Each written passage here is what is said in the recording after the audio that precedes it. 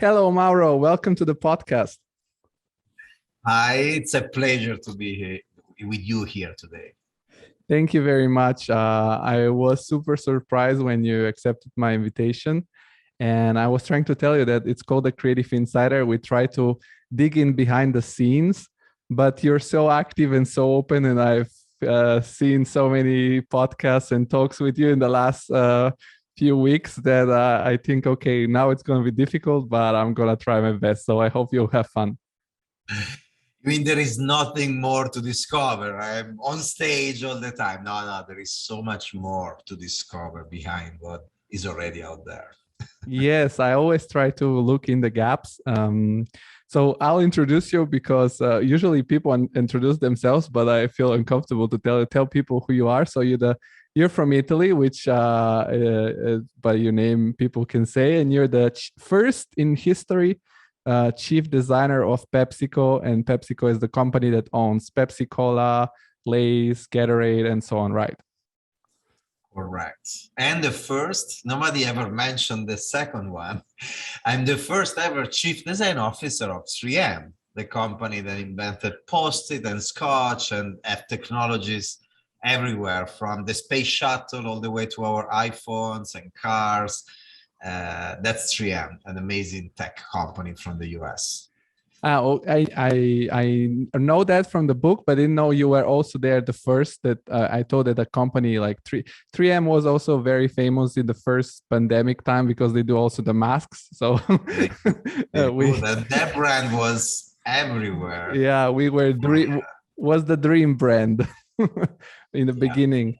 Actually, the 3M journey was a very interesting one because even though in PepsiCo, I've been in the past 9 years in the company, and it's been a journey from nobody in design there. So essentially, I was the first designer called to build the capability. And today we have more than 300 designers, 15 design centers around the world. Design is embedded in the DNA of the company.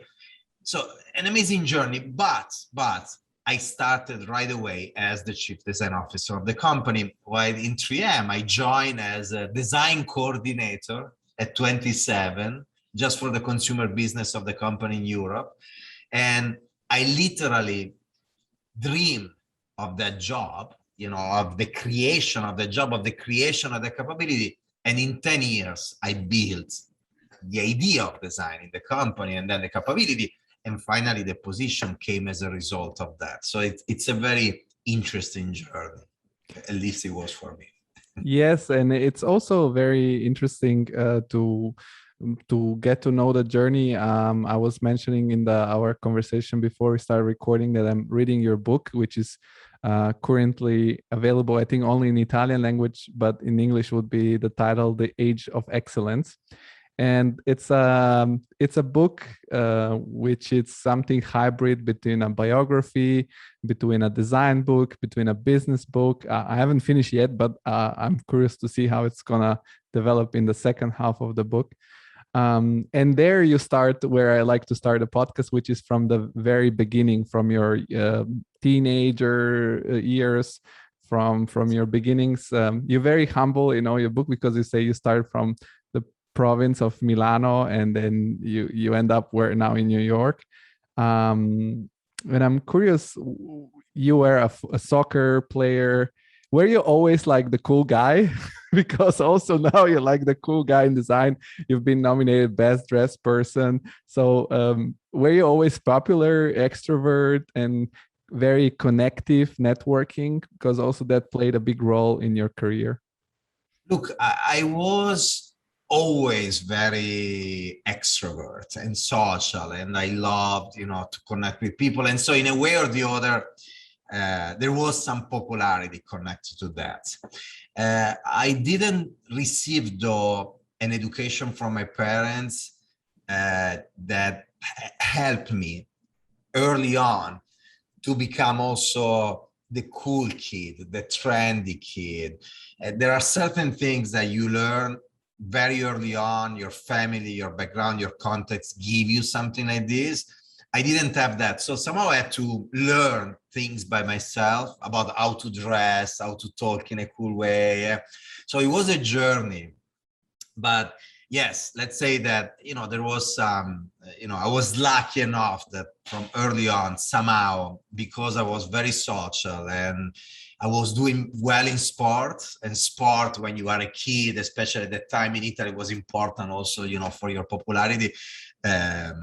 Things were, went well. I cannot complain at all. And that's actually became, sport was going well. At school, I was doing very well. I was very social. So somehow, even though I put myself always in situations in life where I needed to create something that didn't exist before, I needed to change the status quo. So I put myself in situations that were creating complexity for me and roadblocks and difficult things to face. So I was forcing myself into these kind of situations all the time. In the meantime, though, things went very well for me in life all the time since I was a kid. I wanted to do something and it was coming well at school and then at work. And so at a certain point later in life, I had a problem in my personal life, not in the business life, but in the personal life. Literally, when going through a difficult situation with, that ended finally in a divorce and, changing life and everything. And that was the first moment where I lost control, where I was not in control anymore. So the sort of popularity, if you want, that I had from early on in life didn't give me the tools at a certain point to manage that very difficult moment that I had in life. And there was a blessing, because after going through the difficult moments, I grew as a person, I became a better person. And so what I'm trying to say is, I think you need a little bit of everything in life. Life is a journey, and as students, we need to keep learning and learning and learning. And every experience, the positive one and the negative, the roadblocks that you face and the easy situation, all together, mixed together, they help you growing if you have the right mindset, if you always think about everything that you face as an opportunity to grow. And again, the positive and the negative. I'm grateful for the positive, and I'm even more grateful for the negative that, thank God, I was able to surpass and get over during my life. Yeah, that's the exact thing that people say, what doesn't kill you makes you stronger. So it's always good to have this kind of difficulties, and it's, of course, having the happy end is crucial too. But actually, if I can tell, nobody ever asked me the question. You see, immediately you got the question that nobody ever asked me, were you popular? And I was thinking, and something up came to mind as well. I didn't come from a family with a lot of money. And at a certain point, when you are 18, you need to get your car. And my car was, a second hand or third hand used Panda, Panda 30. So the basic level of the Panda, all broken up.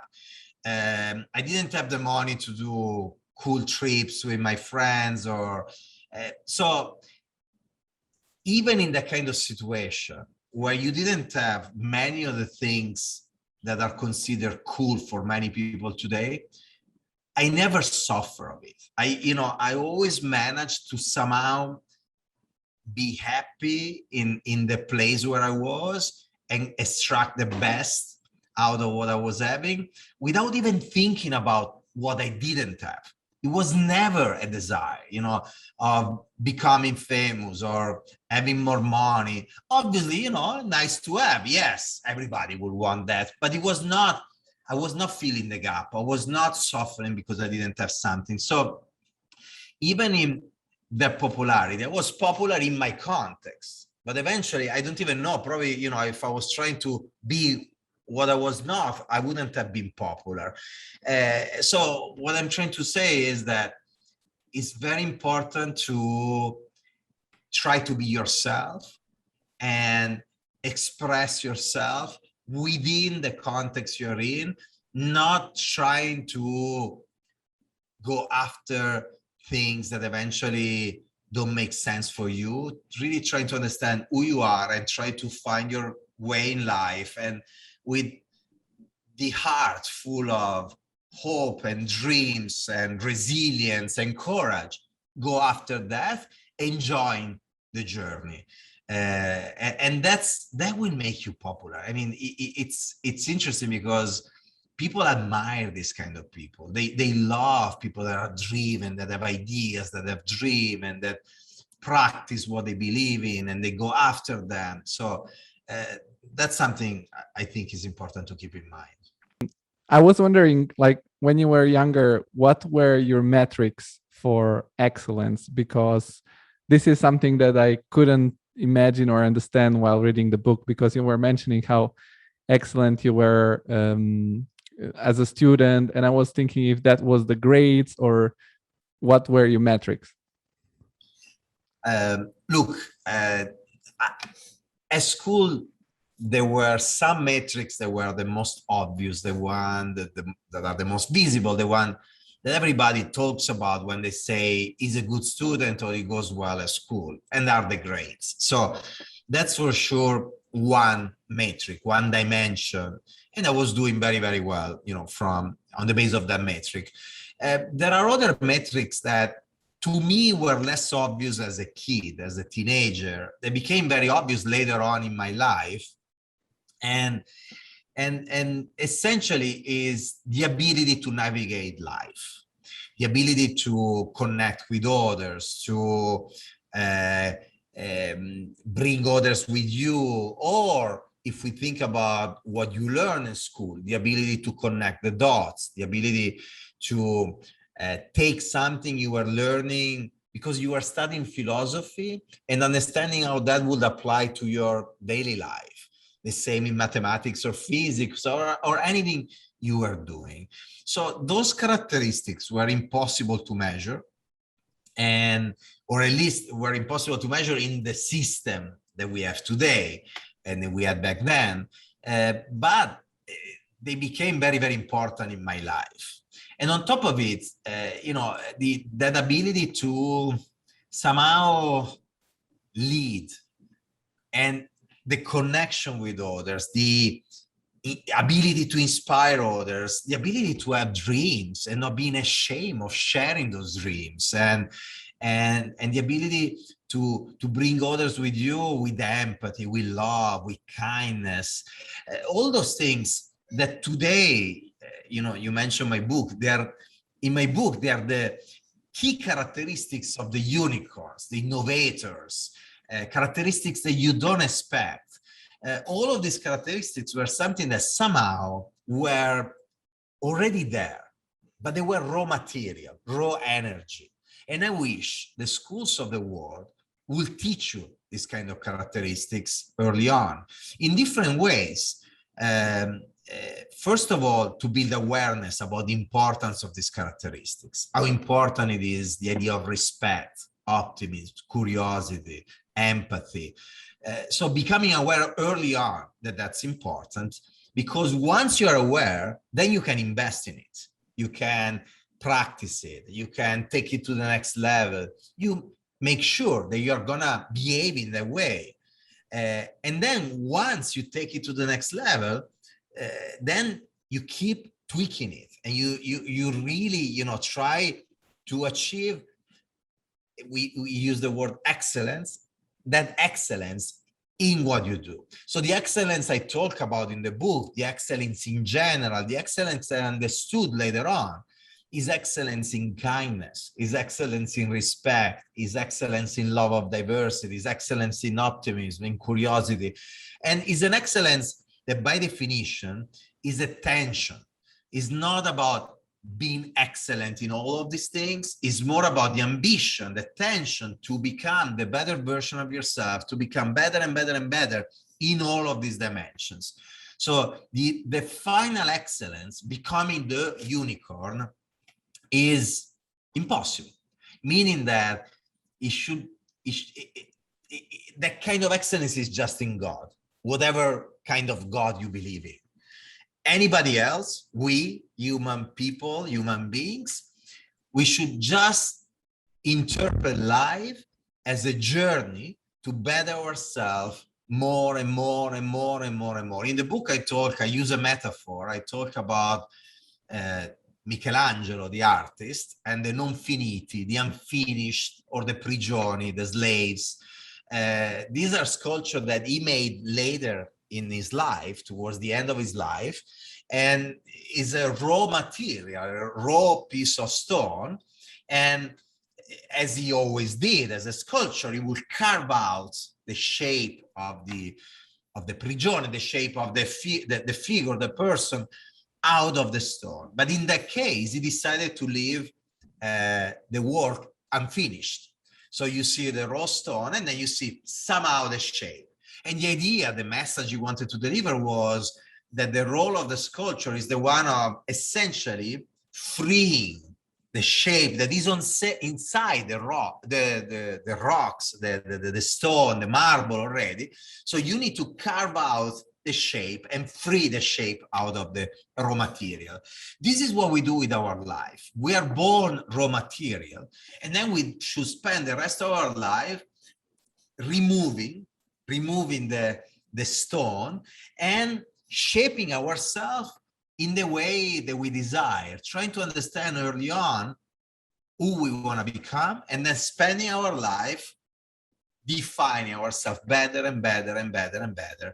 And then the final figure is the unicorn, is the excellence, and it's something you will never reach. You will die trying, but you will die, after a journey that we call life, in which you've been enjoying that progress, that path to become the better version of yourself. That's the excellence I'm talking about. And so that's an excellence that embraces everybody, no matter who you are, the talent you're born with, the education you have, the background that you have. There is space for everybody in this journey, as far as we have that kind of mindset. Yes, and I love the fact that you have listed. I found part of the list in the book already, and I saw that it's the exact same list that you have on your Instagram account. And although some people might think, "Oh, this is so cheesy," and it's so easy to say when you're the chief designer of PepsiCo, I understand it, because you encounter difficulties along the way, and then you have to stay positive that you're going to reach your dream. You have to stay resilient. It's a dichotomy of being humble but still bold. I think the way you framed it in the book and on your Instagram feed, on the bio, it's really for me. And look, when you write those kind of things, there are many people that don't know you, and they know you through social media. Yeah. But there are many people that know you. As anybody else. I have many friends that are in my life today that I know since I was a kid, and there are many that are not in my life anymore today, also because I live in New York and I was growing in Italy, that know very well who I was as a kid. And you can talk to anybody that knew me back then, when I was 10, when I was 15, when I was 20. I was exactly what I am today, meaning that obviously, I'm more mature, more mindful, more aware of myself, more confident today. But back then, there was already this dreamer and this little guy that wanted to discover the world, that was excited about everything, and was trying to experiment things, try new things all the time. I mean, everybody knows this of me. Why I'm saying this? Not because I need to justify anything on what I'm saying today, but for one reason: authenticity is super important.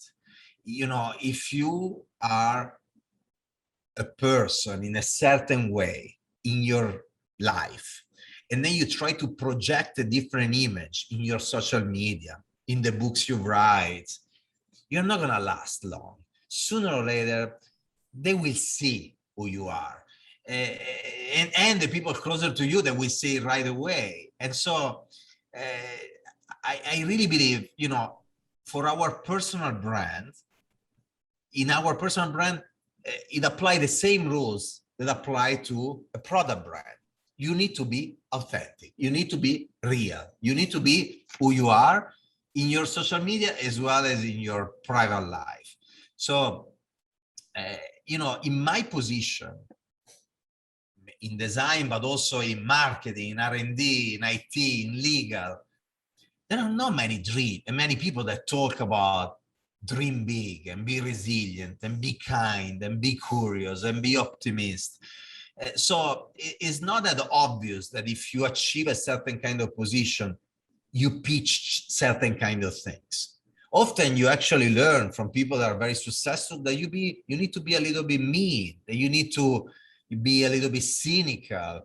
The kindness, there is really no space for it in your life. The dreams, yes, is cool to have dreams, but you need to be really, really practical. And you hear many different messages, and to be in those positions and keep preaching instead the idea of dreaming, the idea of be nice to others, the idea of being human is not that easy. It seems easy because, it's there. But don't think that the people that are there are comfortably there and nothing happened to them. Even in those positions, there are endless roadblocks that you need to face every day, difficulties and complexities, and nothing is certain. You are in a position in that moment in life, you could be somewhere else immediately after. What is certain is who you are, the identity you have, the way you think, the value you represent and you go for. That's really important. And I think when you have a position of visibility, like it happened in my case, use that to spread the right messages. And this is a message to anybody that has that kind of visibility and there's an opportunity to really help the world we live in and the society we live in to become the better version of themselves once again. Yes, and I can see that also, like this alignment also through all the speeches that you have given and all the podcasts you do, and it's all aligned. If you were trying to mislead somebody at some point, you would sleep because you're not that person.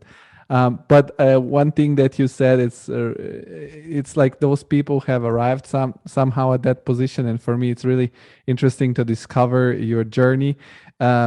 Your first job, like you have been the person of many first things ever, because also you're the first chief designer of PepsiCo, first chief designer at 3M, but you also were one of the first student in the faculty of industrial design in Milan. And the one thing is also that you started something that you didn't have any check up to do. You didn't have any how to say, you didn't have any references before you who have done that. How were those years, and did you feel very free and experimental in that faculty as you were the first students? Also, so the teachers probably didn't have exact expectations. Look, it's funny. You're asking me a lot of questions that nobody's ever asked me, and so the answer to this question was actually in the initial draft of the book, and then that draft was too long, and so we decided to divide it into books. So there is the content. That answer is going to be in the second book that we'll publish in Italian, but somehow I took part of it and it became the introduction of the English version of the book that will come out in October next year.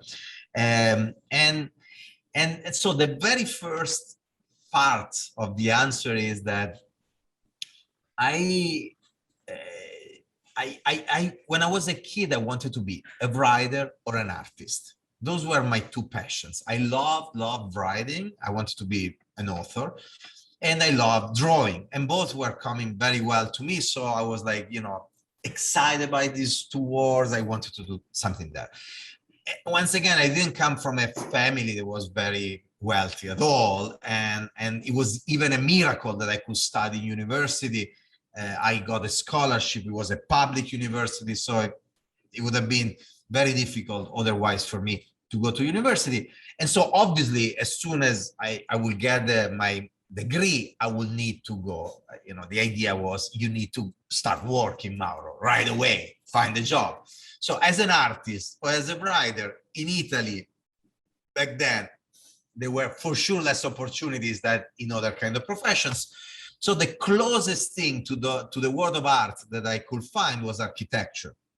So that's what I decided to study. And then a few days before doing the test for architecture at Polytechnic of Milan, a friend of mine calls me, somebody was in high school with me, Giovanni Martinengo, and he told me that there was this new faculty called design, and he was part of architecture, and he was going to probably do the test to try to enter.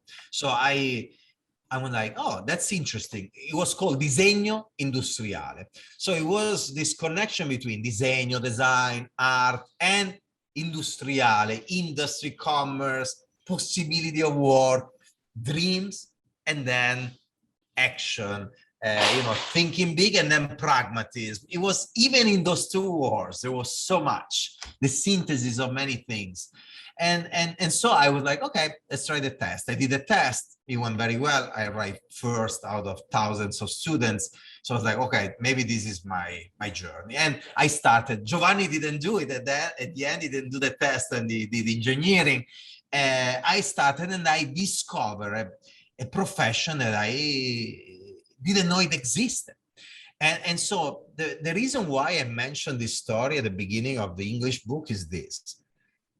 Is an example of me following my intuition, jumping in this gray area that was totally undefined, not having enough information to take a decision, but attracted by that, attracted by something was not clear, was not defined, was mysterious. I've been always attracted by that. I never went for something that was very well defined, very well labeled. When there was something that was undefined, I would jump on it. And many people are uncomfortable in that kind of gray area. And instead, I always jumped in those gray areas, and I tried literally to find my own identity in those gray areas. The university and the choosing a new faculty is just a little example. Many other people did the same kind of choice, but it's one of many others where when there is something that is not well defined, I'm like, yeah, there is where there are the opportunities. And then I started, and there is something else that happened again that I described this time in the Italian second book that will come.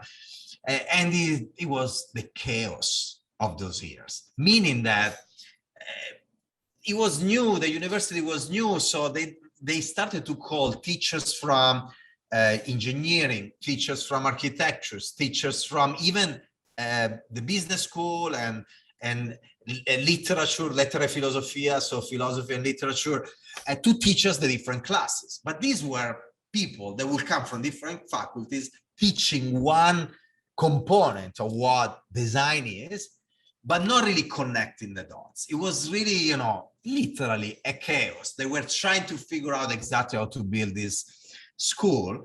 Also, there were maybe classes with thousands of people. This is not just design. This is true in many other faculties, especially in Italy, especially back then. And so what I'm trying to say is this: unless you were by yourself figuring out how to navigate that complexity, or you are going to be lost. And in fact, many people left over the years. So now I look at schools today, and I talk with so many students today, and the schools most of the time are really well designed. I mean, the courses, the classes, the way you manage the students, and the students mostly, they expect that from the schools. And so if the school is not giving them everything, if the school is not literally babysitting them, they complain.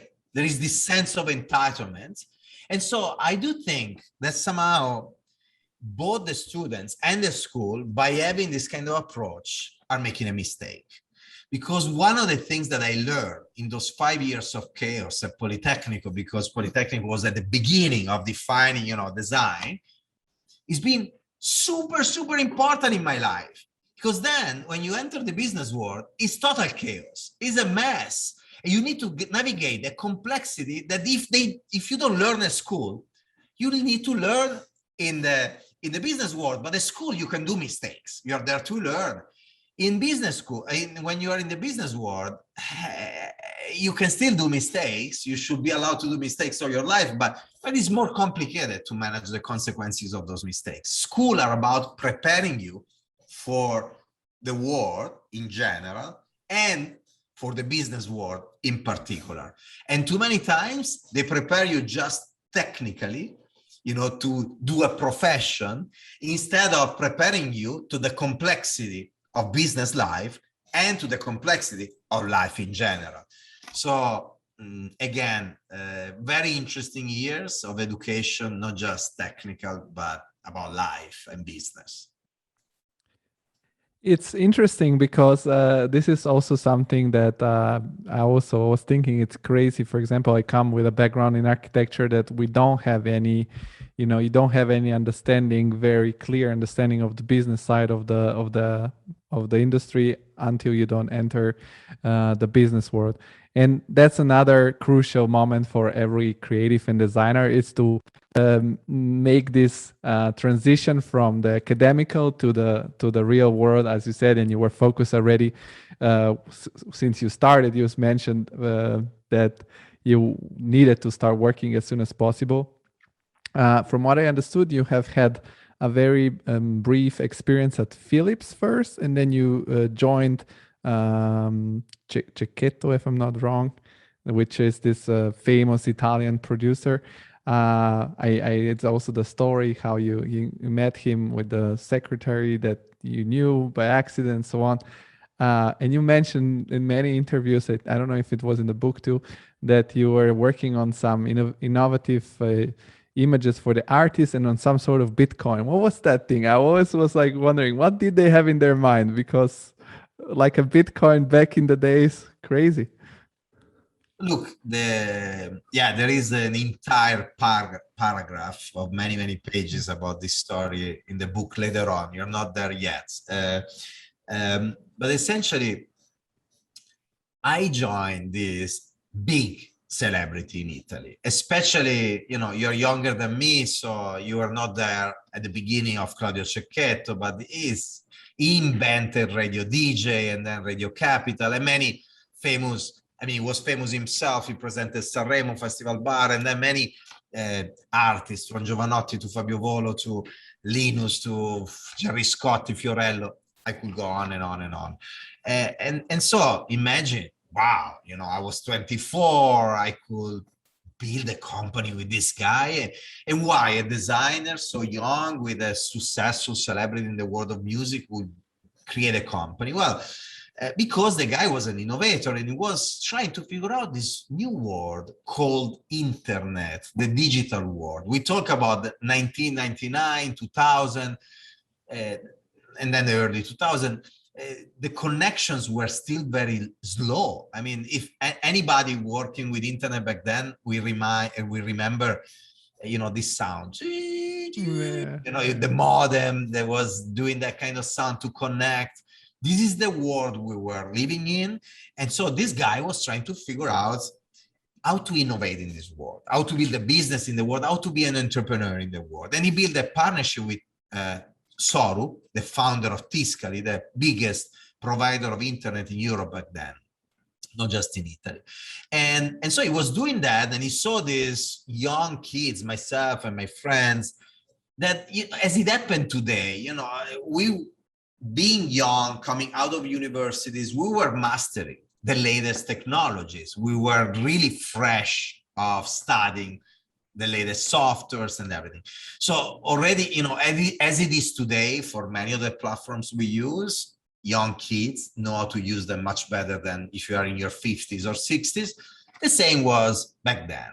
And so he was intrigued by this. We built the company together, and immediately we start to work from the day after on the image of the the singers like Otto Zotre. We work, we do projects with Giovanotti and his team, and mostly the digital content of these people. So what was happening when you are putting your CD in your computer, or simply the cover of the CDs and the vinyls and everything. So imagine, once again, we were really excited by this. We are designers. We work with all these celebrities in this world we never got in touch with. And I remember from the very beginning, Claudio telling us, I don't care at all about doing design work for all these singers. I mean, for that, I can go just to an agency and they do it for us. I didn't need to be the company to do that. What I want to do is to create something that nobody ever created before. And this is at the base of innovation. There are a couple of things. One is to, what I said earlier when we were talking about the design university and this desire of exploring something has not been explored yet, something that is new, the gray areas. And then there was internet for Claudio. And then the idea that in that gray area, you want to build something that nobody ever built before. And all the time, and this kind of mindset was applicable both to the big projects, creating, dreaming of the next iPhone, of the first iPhone actually, but all the way to the little projects of every day, redesigning the packaging for a product, everything in between, redesigning the future of society, everything in between the two extremes, having the kind of mindset, creating something nobody ever did before. So one of the things that Claudio was dreaming of, was starting to investigate, and we started to work with him on this, was this idea of a digital currency. We were calling it Energy Bank, and it was literally the idea of building a parallel world where people could exchange digital currencies that were the coins of the Energy Bank world. Today, we call it cryptocurrency. There was the intuition of the cryptocurrency without the financial understanding of it, without the engineering and technical understanding of this. There was the intuition of entrepreneurs that were understanding there was an opportunity in building something like this. This is one of the projects, but there are many others. But I think the key message here is this idea of trying always to build something that nobody ever did before is really the mindset of the innovator. I mentioned Claudio as one of the key mentors I had in innovation in my life, even though he never, ever used the word innovation, probably in his entire life. He was just doing it without mentioning it. And in a world where, when you work in the corporate world and with all these agencies, you hear all these amazing, very eloquent people talking about innovation in a phenomenal way that can convince anybody to invest millions of dollars in things, in projects, in organizations. And then in reality, they have no clue of what innovation is. They never did it. I always remember what Claudio was. Somebody was doing innovation, was not talking about innovation. And innovation is really, once again, about thinking and doing. And then talking about this is important because it helps you driving people with you, organizing people around an idea. But if it's just that, then it's an empty shell that brings to nothing.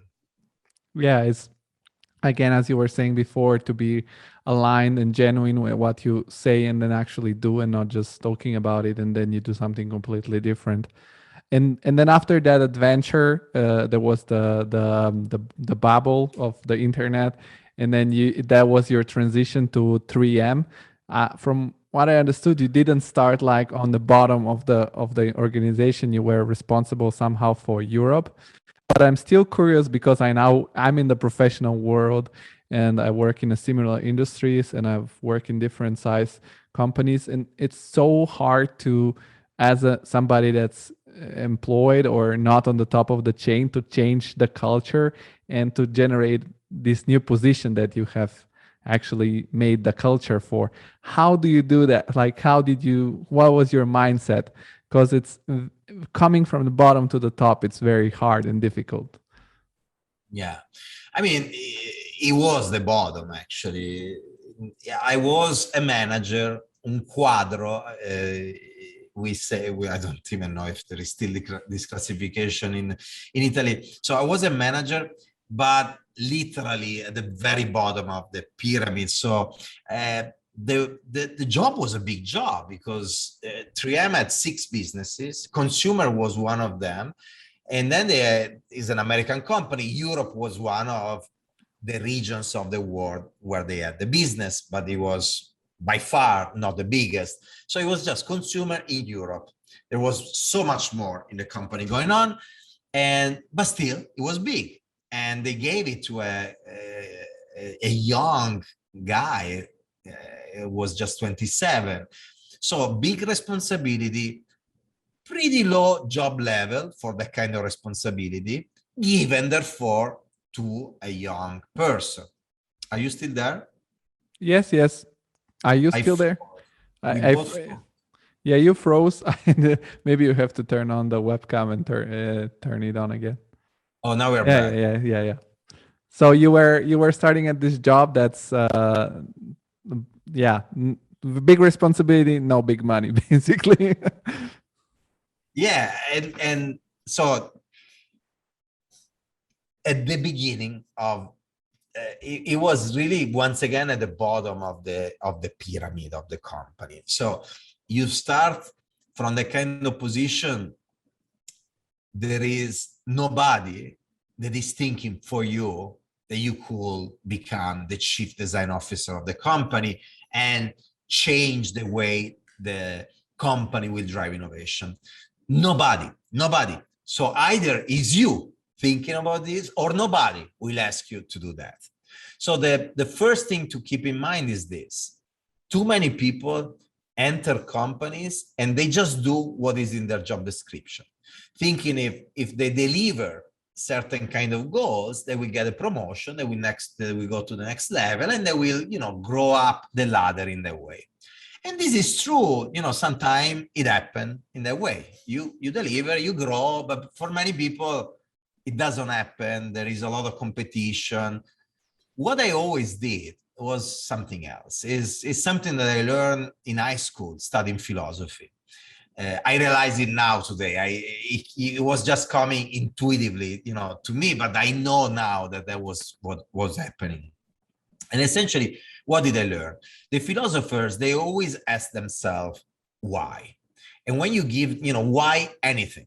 And when you give them an answer, when they find the first answer, they will ask why again, and why again, and why again, until they arrive to the primary cause of everything. This is what the philosopher does. He investigates reality, and they try to understand what are those primary questions and primary root causes that move the world and humanity. And so you can apply this to everything you do. When they hire you to manage design as a coordinator in Europe for 3M, for the consumer business, the first thing you need to ask yourself is why? Why they need design? And you will understand that there are certain things that are happening in the market that are putting pressure on your product, so competitors or something that is happening, and therefore you need to somehow modify the product. You will understand that what they mean with design is just aesthetic, is not aesthetic of functionality. So you understand that there is a gap there, but you'll understand why they need that aesthetic in the product. And then you keep asking why competitors are behaving in a certain way today and not 10 years ago. And you will start to understand things that are happening in society or in the business world. And then you start to ask why again, until you arrive to the big scenarios.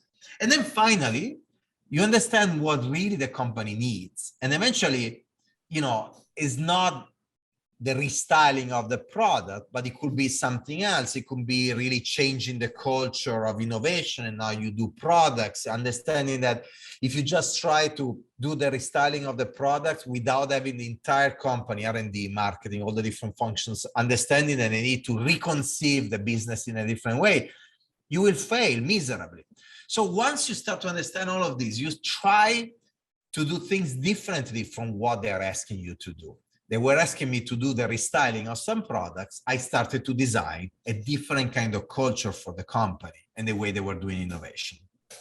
And so essentially, I started to build the role for myself, the seeds of what then became the chief design officer of the company.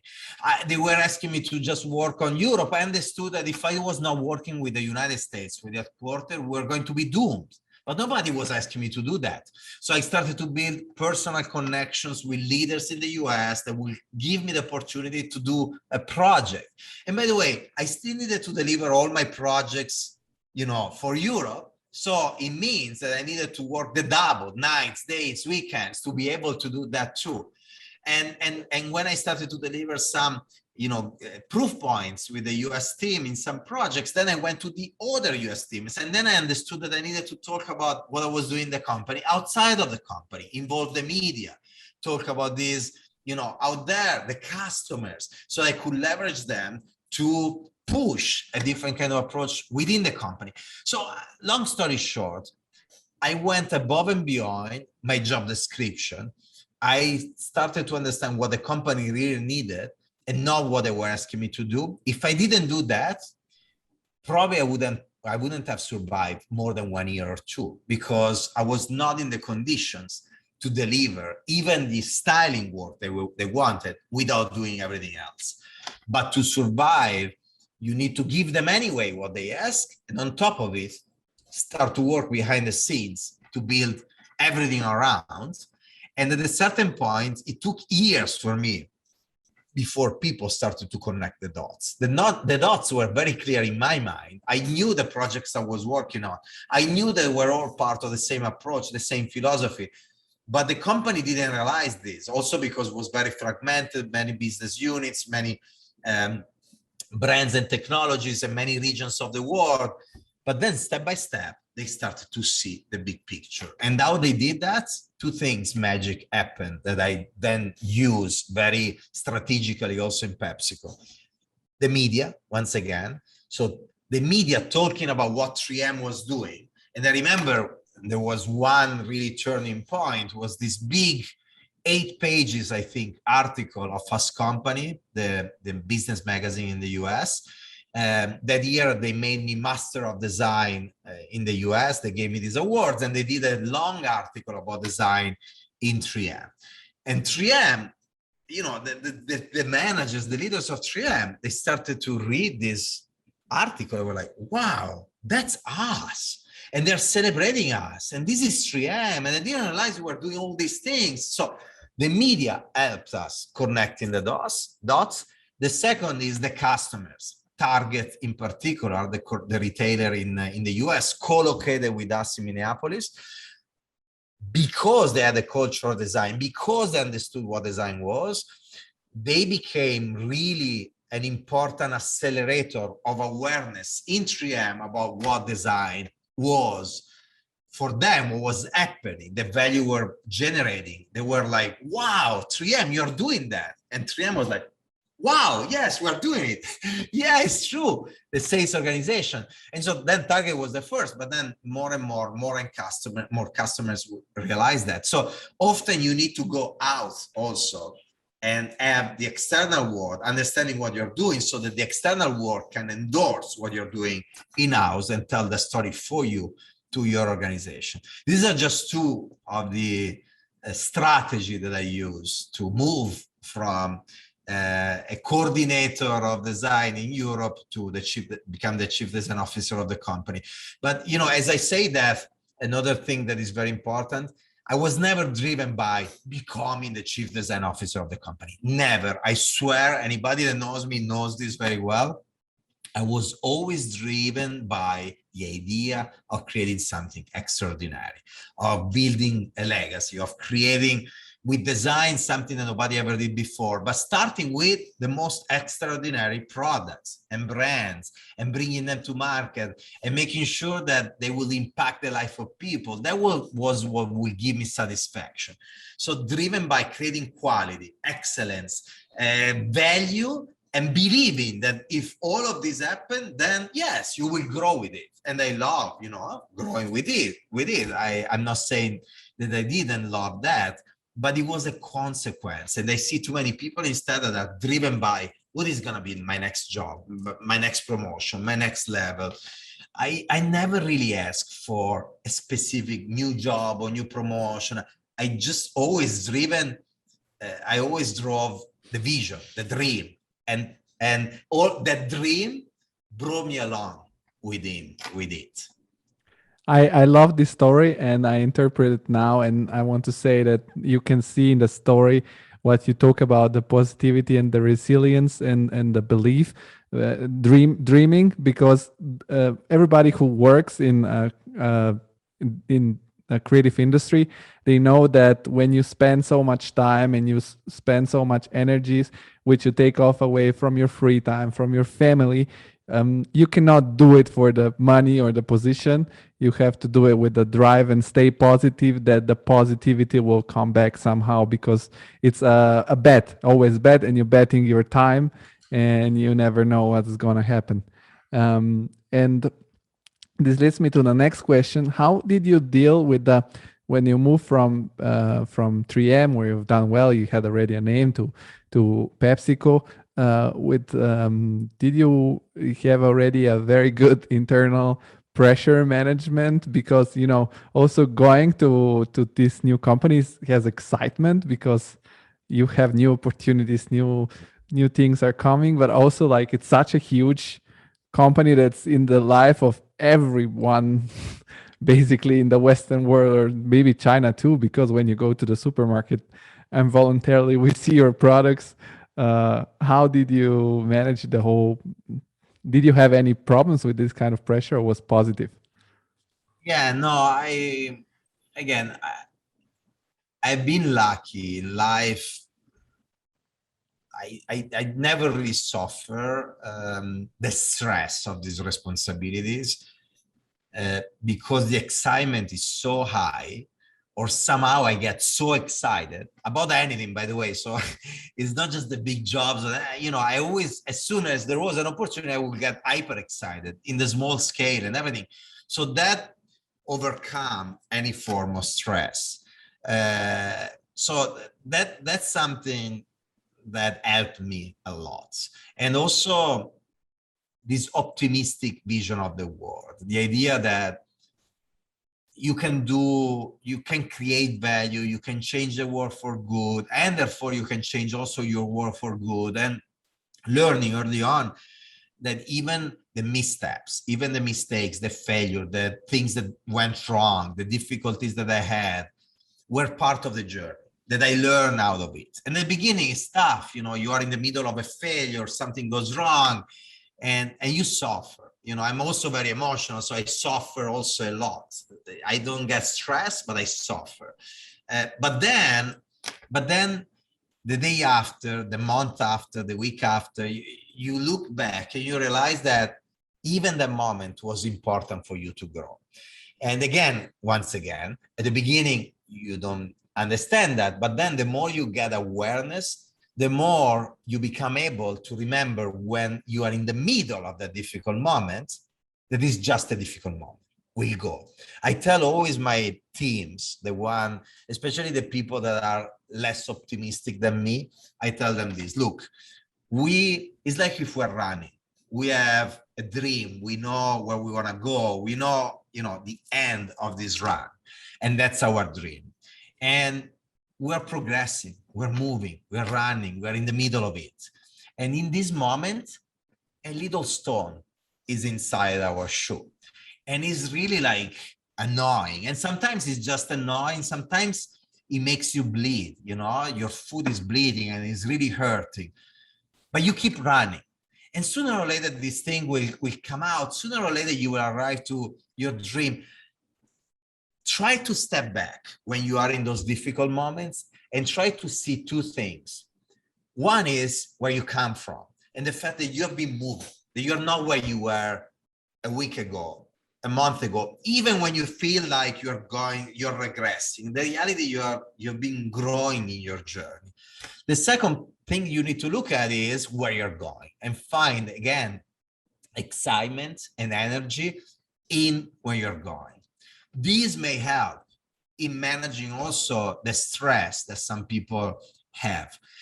Another thing that has been very useful for me, and it was not business related, I learned it during my personal life crisis that I mentioned earlier, is meditation and breathing, and the ability through this kind of practices to detach once again. So what I described earlier was almost rational, telling you, okay, look at the past, look at the future, and understand that you are just in a moment in this journey. So enjoy the progress and get energy from the future. Meditation acts directly on your mind, on your body, not rationally anymore. But it's the same thing. You detach from the mess of life, of every day. And that has been extremely useful for me, again, in my personal life. And I'm pretty sure that if I was suffering of this kind of anxiety also in my business life, will help a lot. And I know as a fact, because I went to many meditation courses here in New York, and I met business leaders and CEOs and all kind of business people. There are facts, there are data that show how meditation can really help managing stress and increasing performance also in the business world. Mauro, I think I could listen to your stories and to your personal ideas all over the place the whole day. But unfortunately, like a chief designer of PepsiCo, you got work to do for the rest of the day too. So I want to thank you very much for participating on the podcast. And I always tell to the guests that this is the first time you're on the show, but we are positive, we're dreamers. We have our goals. So as soon as the show it's always growing and gets bigger, you're always welcome back to come back and maybe present your next books. And thank you very much for being on the Creative Insider. Thank you. It's been a pleasure. Thank you.